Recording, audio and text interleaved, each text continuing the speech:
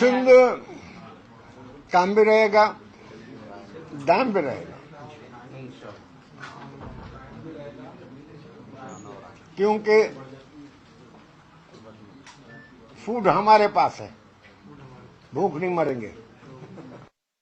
उन्होंने कहा सिंध से जुल्म करने वालों को अपनी अपनी सजा वक्त आने पर जरूर मिलेगी। सिंध कायम भी रहेगा और दायम भी, क्योंकि सिंध के पास अपनी खुराक मौजूद है, इसलिए वो भूखे नहीं मरेंगे।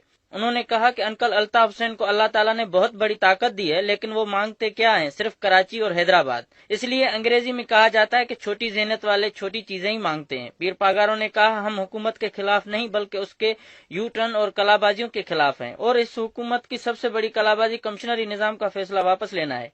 एक सवाल के जवाब में पीर पागारों ने कहा कि मुहाजिर लुटे हुए यहाँ पहुंचे और अब खान बहादुर बन गए हैं। जो रेलवे स्टेशन पर सोते थे वो खाते पीते घराने के नहीं होते।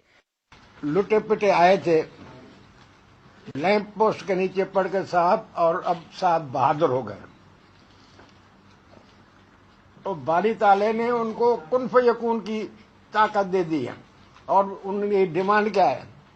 खैर Hyderabad Karachi. Do you understand? कुछ ज्यादा मांगते हैं, पिंडी की तरफ जाते हैं। बुजुर्ग लोगों ने फरमाया है, little things please little minds.